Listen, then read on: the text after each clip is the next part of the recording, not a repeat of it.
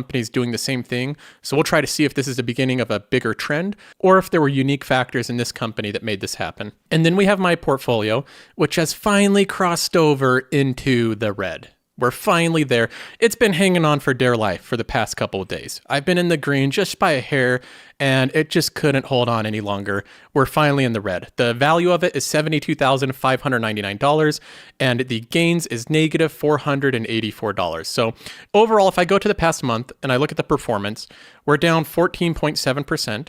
compared to the general market's 20%. So it's doing a little bit better. It's holding up a little bit better, a little over 5% there. But there are very few places to hide in this market. If I go over to an overall map here of the past 30 days, there's not much green. Investors are selling out of everything. We got Walmart that's hanging in there pretty good. Costco's doing okay. There's gold, so that's gone up a little bit in value for people that are holding on to gold.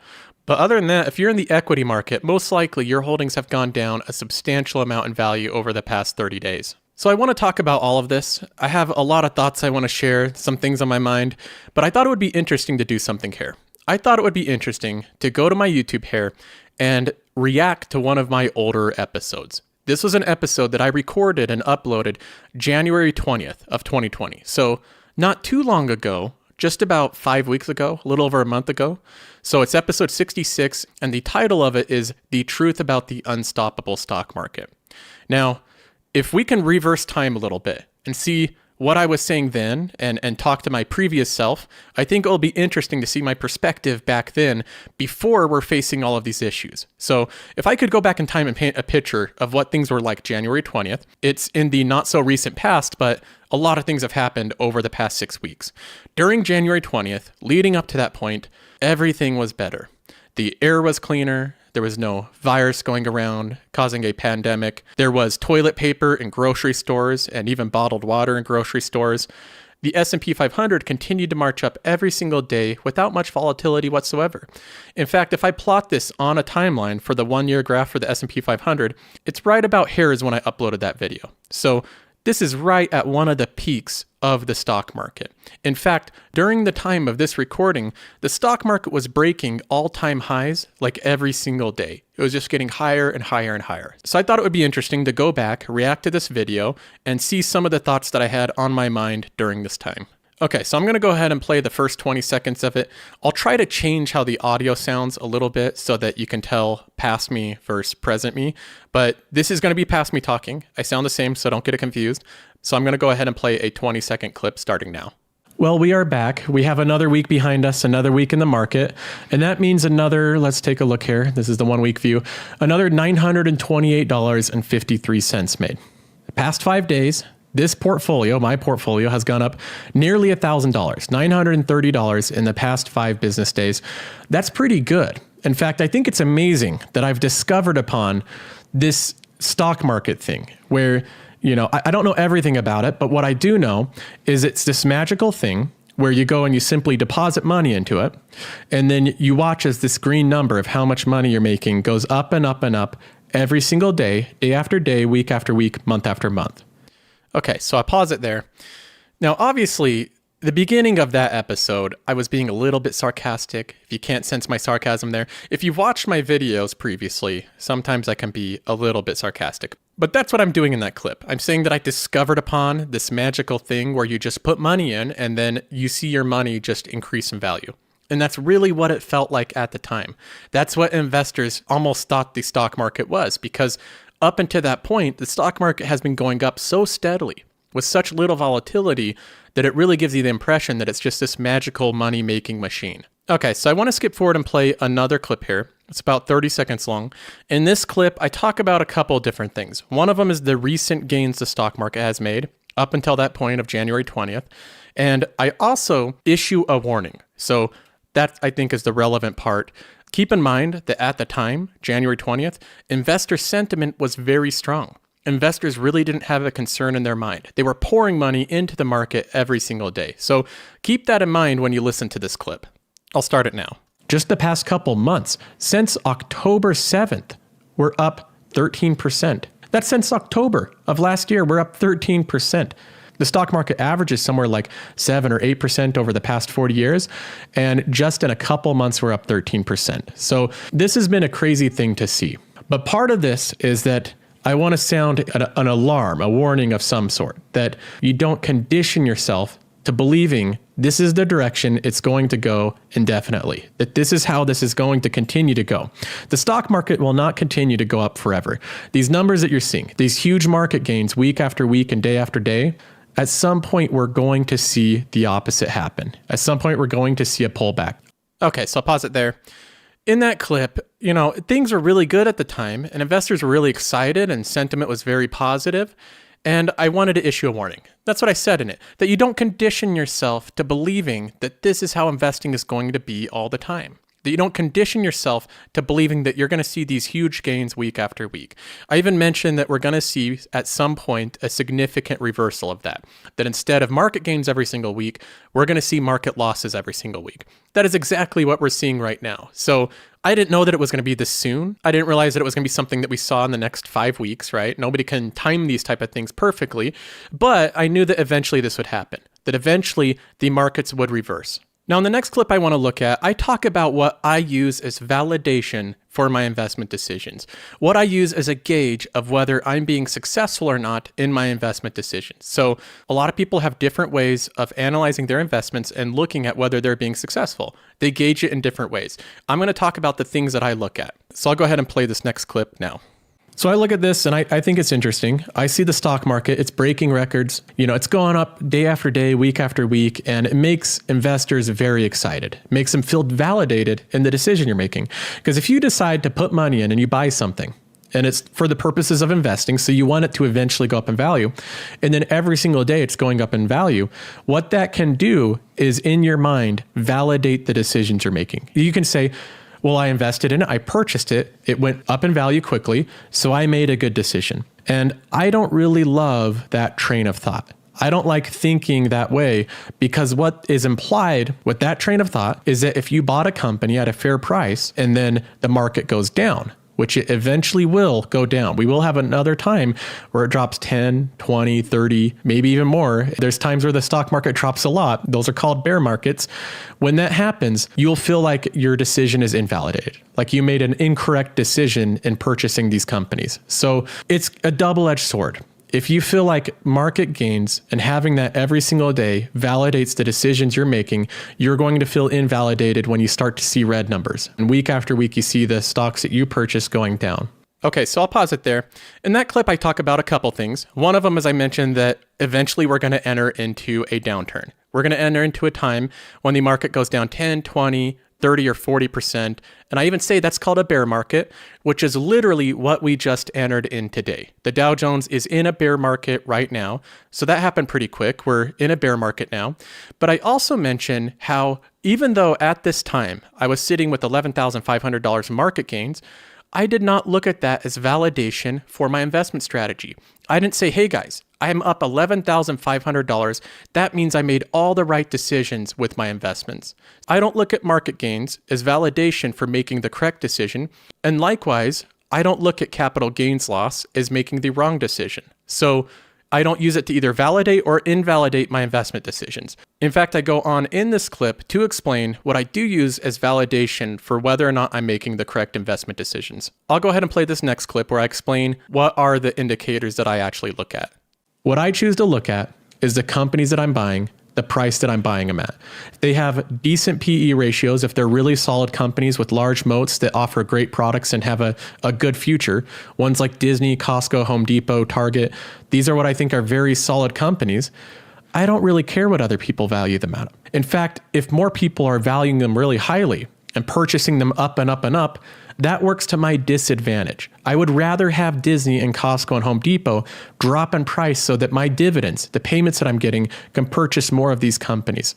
So every day when my portfolio goes up and up and up in market gains, I look at it and I go, man, I kind of wish the market would slow down. I wish that we had another time where it dropped 10, 15%. It would make me more excited to put my purchases in. When I see it going up every single week after week, I don't feel really validated in my decisions as much as I feel like I wish it was going the opposite way. I wish it was going a little bit cheaper so that I could get companies that I already know are really solid companies at a cheaper price. Okay, so I'll go ahead and pause it there. In that clip, I say a couple things. One of them, you got to be careful what you wish for. I said in that clip that the market gains don't really excite me that much as it does make me believe that I'm paying a lot for these companies. When everybody else is piling money into these great companies that I want to have ownership of, that doesn't help my efforts of owning a lot of that company.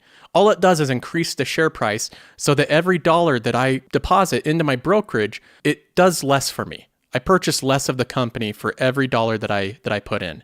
So I look at this, and when the stock market falls 20% from its highs, when we start seeing these prices come down like crazy, it does not invalidate my investment decisions. I already know that I want to own these companies.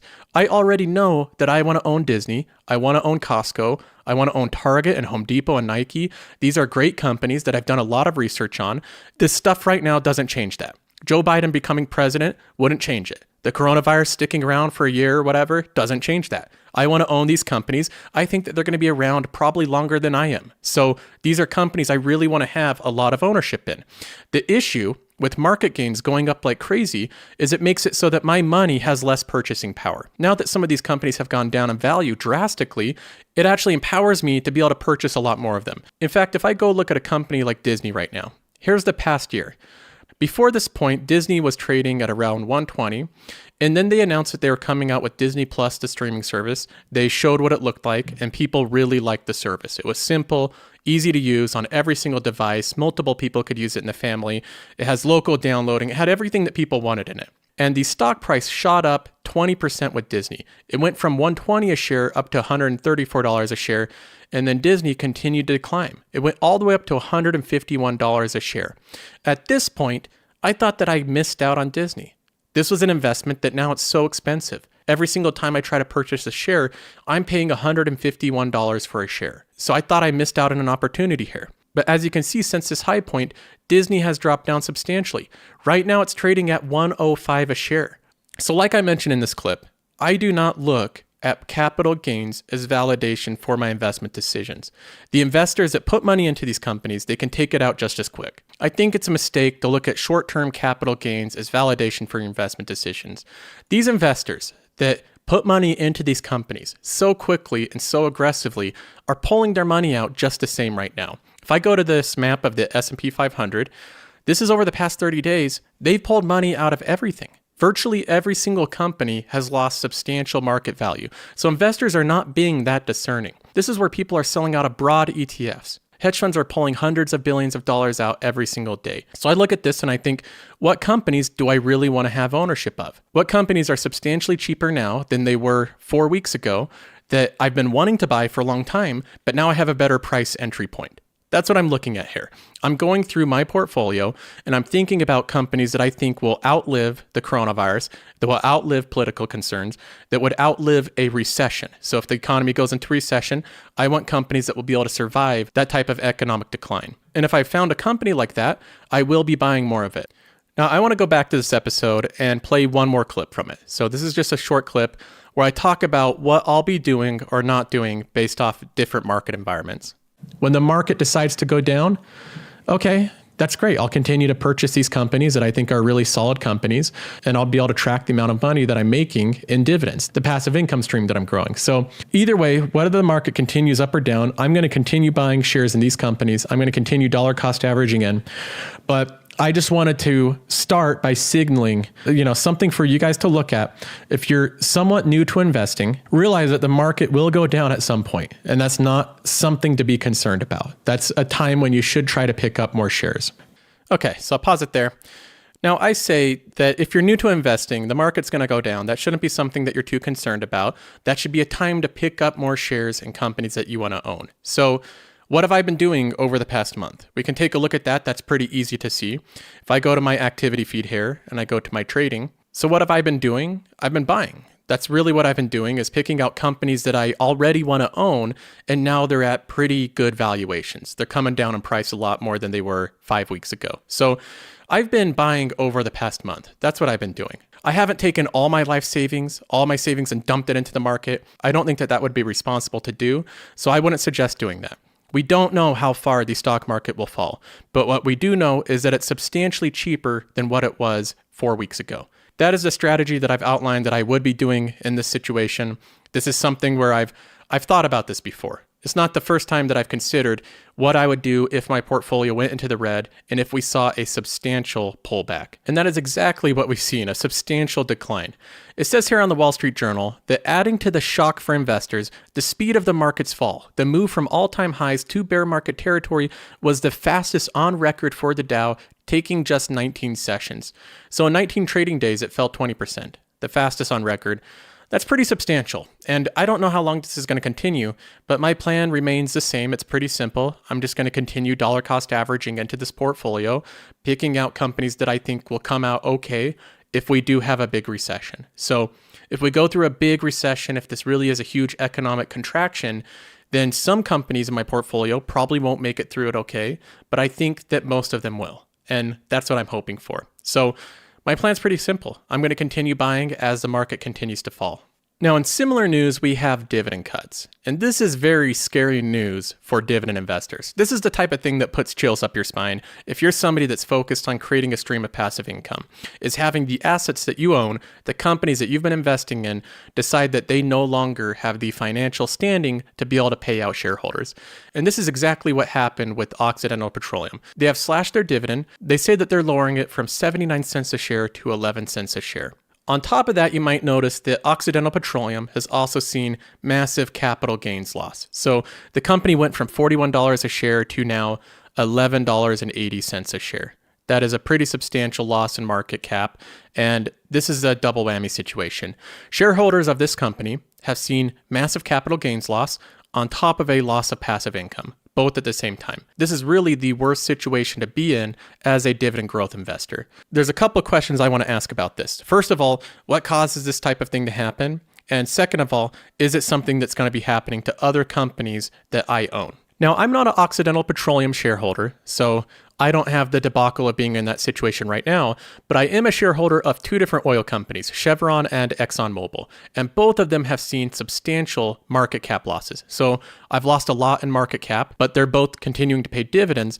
My question is, what is the situation with oil? What is going on with this sector? So what I did was I emailed somebody that is a viewer of the show. He's worked in petroleum for 38 years. He's a PhD. I thought it would be interesting to get his perspective on this whole situation right now. So let me go ahead and read some of his email here. This is from Doc. He's actually retired. So he talks about what he's doing right now in this market dip when he's retired, living off of dividends. And then he goes into what he thinks about the oil situation. He says, Joseph, I saw your latest video, and as always, it was interesting and helpful. You provide a point of view I have not yet considered. As for me in the current market, I am retired and have previously been taking most dividends and capital gain distributions in cash as needed, slowly selling small quantities of stock funds when they are high to keep 8% of my investments in cash. This is about 2 years withdrawals and is paying off in peace of mind as this low and volatile market. During the dip, I will buy small amounts of stock funds at low prices and sell small amounts of bond funds, which are at 52-week highs, essentially a bit of rebalancing. So my value on paper was hurt by the market dip, but I have plenty of cash, which was converted to cash when stocks were high for withdrawals as needed over the next 1.5 to 2 years. My goal is to maintain or increase investment value over 4 years until my mortgage is fully paid and withdrawals can decrease, allowing greater net growth. So it's interesting to see how people in retirement that are living off of dividends have handled this big pullback. He's saying that he keeps 1.5 to 2 years of cash worth of cost of living. So he can live 2 years based off the cash that he has, and he's selling some of his investments in bonds that have gone up in price to buy some of the investments in equities that have gone down in price. So some rebalancing there. Now he continues on in this email sharing his thoughts about oil, what's going on right now. He says, as for the oil situation, decreased demand in jet fuel, gasoline, or other products is a pressure to lower oil price. But that is a small part of the story. The OPEC meetings were, at least in part, directed at addressing the lower price pressure by cutting or limiting production. As I understand it, and I'm certainly no expert on OPEC, the primary problem is between the members, led by Saudi Arabia, and the non-members, led by Russia. OPEC wants all members and non-members to limit production to maintain a better price, but Russia will not agree. In response, Saudi Arabia and Aramco has opened the spigot and increased production, causing the price collapse. This will put pressure on Russia and other non-members to align with OPEC. You may not recall, but $40 oil over several years was a significant factor in the fall of the Soviet Union in 1991. Oil at this price significantly reduces their revenue and will put pressure on Russia. So he's saying that this is pretty much a price war between Russia and Saudi Arabia. Saudi Arabia does not like that Russia won't join OPEC, and so they're punishing Russia by putting a lot of pressure on them by having their huge oil company, Aramco, that produces a massive amount of oil. They're opening up production during a time of lower demand. So that is collapsing the price of oil and putting a lot of downward pressure and market cap loss on all these other companies. Because if they can't sell oil profitably, then the value of these companies goes down pretty drastically. Now, he also links an article here. This one's from the Wall Street Journal called Big Oil's Big Dividends Are Under Threat. It says, major oil companies will struggle to cope if crude remains $35 a barrel, though Saudi Arabia will feel pressure as well. And right at the opening of this article, it says the only thing that major oil companies can do amid the plunging prices for their key commodity is to make spending cuts. If the oil price stays around $35 a barrel, even their dividends may not be spared. So why has Occidental Petroleum cut their dividend, but companies like ExxonMobil and Chevron have not cut their dividend yet? The answer is pretty simple. Occidental Petroleum did not have as strong of a balance sheet. They were running a lot closer to the edge of their balance sheet. They didn't have as much cash on hand to be able to handle this type of thing. So they're just the first to go in this oil price war. If this continues and we see this same thing happen where the Saudis decide to keep the price of oil below $40 a barrel, it is only a matter of time until ExxonMobil and Chevron and every other big oil company cuts their dividend. They simply cannot maintain that price level and be profitable enough to pay out shareholders forever. Now, Chevron has one of the strongest balance sheets in terms of the amount of debt and the amount of cash on hand that they have.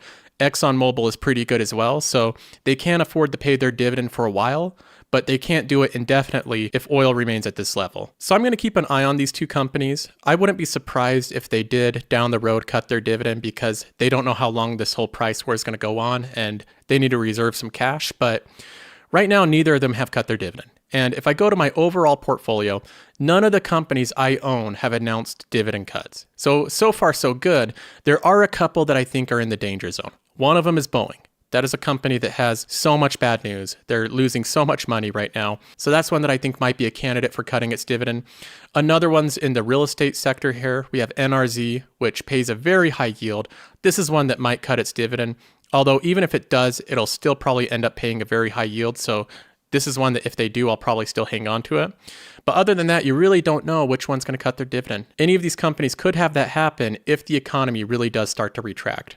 My goal is all about the growing stream of passive income. That's the main thing that I focus on. So we'll take a look and see if any of my companies cut their dividend, and if so, how much it affects my cash flow. I'll be factoring that in after this whole market dip for however long this lasts. I'm going to be analyzing my performance based off of the amount of cash flow that I lost. So how many companies that I own cut their dividend and how much of a reduction that made in my overall monthly income. So I'll be looking at all of that as we go through this downturn. Okay, let's get to some questions. Joseph@josephcarlsonshow.com is the email address. You can also message me on Twitter or Instagram or leave a comment in the videos. I check all of that. Now, the first one is a comment from Henry. He says, previously, I have disagreed with your reasons for saying dividends are superior, but I absolutely agree with the psychological framing that can be done to increase compliance. I'm so glad you said that. It's kind of like Ramsey's debt snowball. A robot wouldn't do it, but we're not robots. Well, Henry, I read this comment and I thought it was pretty interesting. I actually really like this comment. The first thing I'll say, though, is I don't like using the word superior. So I don't think that dividend investing is superior per se. I would say that investing strategies, they have benefits to them and then they have drawbacks. So I think that dividend investing has specific benefits to the strategy and also has some drawbacks. That's part of any investment strategy. If you focus purely on growth companies, you're going to have certain specific benefits to that, but you're also going to have specific drawbacks to it. Now, dividend investing, as you point out here, I think one of the much underrated benefits of this investment strategy is the psychological factors to it. So if there is an investment strategy that helps you stay invested during significant downturns, That is something that is very beneficial. That is where people lose a lot of money and make huge mistakes, is during bad investment environments. Times like right now, that's when people end up losing a lot of money, is they sell out when things are going down. So if I have a strategy like dividend growth investing, where my mindset is to not look at the capital gains, not really concern myself with that, and I'm looking at something completely different, I'm trying to grow a passive stream of income, I'm trying to acquire a lot of assets that pay me out residually, and that's my focus, and that helps keep me invested, I think that that's a huge benefit to consider there.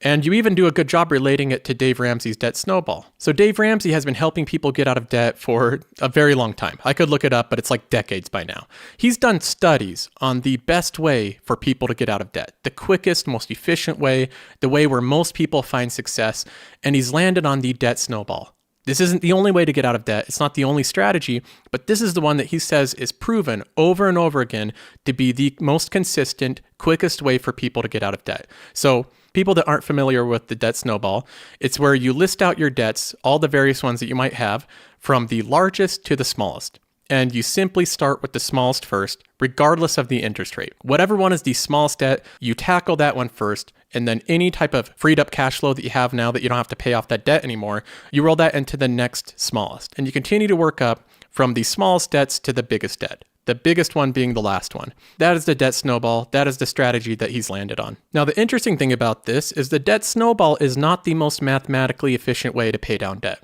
There's a quicker way to pay down debt, mathematically speaking. That is the debt avalanche. That's where you don't care about the size of the different loans, but you simply focus on the ones with the highest interest rate. So whatever one is costing you the most money, whatever loan has the highest interest rate, you pay down that one first. And you list off your loans by interest rate, highest to lowest. You go from the very highest first to the lowest last. That's a different strategy. That's called the debt avalanche. Why does Dave Ramsey use the debt snowball over the debt avalanche? The debt avalanche is mathematically, theoretically quicker at paying down debt. So he gets criticism about this. Some people will say, hey, Dave Ramsey, why are you telling people incorrectly to use the debt snowball when the debt avalanche is a mathematically more efficient way to pay down debt? And Dave Ramsey has to explain to people over and over again that they've looked at the debt avalanche, that they've had different groups and they've tested these two different strategies, and people consistently pay down debt faster with the debt snowball. Now, why is this the case? Why do people have more success with the debt snowball when mathematically the debt avalanche is a superior way? Dave Ramsey actually explains this on a blog post. He says, the debt avalanche and the debt snowball have a similar goal, to help you become debt-free. But the debt snowball gives you motivation, and motivation is the secret sauce that gets you debt-free faster. When you pay off the smallest debt first, you get a taste of victory, and that feeling of success is the momentum you need to tackle your next debt with a vengeance. With the debt avalanche, you won't get a feeling of accomplishment for a long time. You could lose steam and give up long before you even pay off your first debt. Sure, it might make sense mathematically to begin with a debt that has the highest interest rate, but let's get real, if we're focused on the math, we wouldn't be in debt in the first place. So Dave Ramsey understands that at least with paying down debt, that you can't look at what is the most mathematically and theoretically efficient way of paying down the debt. He knows that he's dealing with humans here. We're driven by different emotions, different motivations. We make a lot of our decisions based off of human factors. So this is something that doesn't just only apply to debt. It also applies heavily to investing. A lot of the decisions we make are based off of emotions. I think that dividend investing has a lot of benefits in that sphere, in the psychological sphere. First of all, being paid dividends is something that's very motivating. If it helps you keep motivated and invest more, I think there's value to that. Another thing is that when we have falls in the market, you still are getting a return from these companies. You're still getting payout from these companies. If you own a purely growth company, that the only way that you can get value from it is having capital gains and it goes down in value, it's very difficult to hold on to that company. It's a little bit different perspective there. You know that you're not really earning anything from that company unless it goes back up in value. So there's just a couple different things to look at there. I don't think that dividend investing is the ultimate superior form of investing, but I do think that it has some substantial psychological benefits. Ken says, hi, Joseph. I know it's very fashionable with financial YouTubers like yourself to not get into politics, but you must be curious as to why most billionaires supported socialists under uber-corrupt politicians like Hillary over one of their own, businessman Donald Trump. Further, how could millionaires and billionaires like Warren Buffett, Lloyd Blankfein, Jamie Dimon, and Ray Dalio support a young, unqualified Obama over fellow businessman Mitt Romney? You may not want to go to war, but the left is pursuing war with you, your money, and your freedoms. Cowardice is never rewarded. When the enemy removes your capital gains tax, even on dividends, perhaps you will understand what I am saying. I hope that you understand my message before it's too late. Best regards, Ken.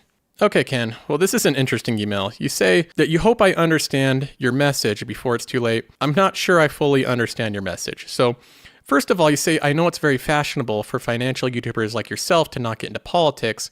Okay, I think most financial YouTubers avoid politics because they're finance YouTubers. They're not political pundits. So that makes sense for them to mostly focus on finance. And I'll say that that's not something that I totally avoid in every situation. If I think that there's something that includes some politics, but it's heavily related to investments, that's something that I'll talk about. I've talked about Elizabeth Warren's plan to break up big tech companies. I've talked about different capital plans that Bernie Sanders has had. I've talked about Joe Biden winning on Super Tuesday and how that affected the market. So that's not something where I will never talk about anything politically related, but I'm coming at it through a investing lens. That's going to be the direction I come at it through. Now, you also say in this email, you refer to people of the other political side as the enemy. That is the viewpoint that you're referring to people that disagree with you on politics. You're calling them the enemy. So this is something where I think that you might be focused a little too much on politics. If you want me to get on and rail on one side of the political spectrum every single episode, day after day, you may as well turn on Fox News. That seems to be what you're looking for. You can watch a different Carlson there. You can watch Tucker Carlson, right? He's still on Fox News. He talks about how dumb Democrats are and how bad their plans are and everything every single day, as well as everybody else. So that's something that you can watch. And likewise, if you want to hear how dumb Republicans are and how bad their plans are and how incompetent they are, turn on CNN or MSNBC. You can get that as well. If you're a Democrat, you can watch that news if you want it. If you're Republican, you can watch Fox News. And you will absolutely get the product that you're looking for here. If you're looking for somebody to just have everything be politically minded, referring to everybody else as the enemy, you're not going to get that here. This channel is about growing wealth over time. This channel is about using the current laws and the current environment we have and making the most money within the system that we have. So this isn't an advocacy group where I'm trying to change the system and change the different laws that we have. I'm not trying to advocate for changes in policy. What I'm doing is saying, this is the world we live in. These are the cards that we've been dealt, and here's how I'm planning on making the most money in this situation. So what I think, Ken, is that you're just looking for the wrong thing from here. That's not ever going to be something that I do. I'm not going to wage some war against the enemy, the other political side. I don't even really look at things through a political standpoint. The way that I view most subjects is based through a financial standpoint, an investing standpoint. I'm looking at how I can do things that I think have an immediate benefit to my family, my life, any way that I can increase the amount of safety and comfort that my family has, as well as have a stable future, grow wealth over a time period, maybe get to financial independence. Those are goals that I'm focused on. I'm not focused on waging a war against the enemy political side. That's not something that really concerns me too much. So luckily for you, there are a lot of content creators that are doing that right now. They go back and forth on different social issues and argue about everything X, Y, and Z all day long. There's plenty of people that are creating the product that you're wanting, but I think you're looking for the wrong thing here. Okay, well, that's going to be all for this episode. If you guys want to talk more frequently, consider joining the Discord. I'm on that pretty much every single day. And I've had really good feedback with it so far. People really seem to like it so far. So consider joining that. There's a link in the description. Other than that, I'll try to have another update this weekend. So I'll be checking in with you then.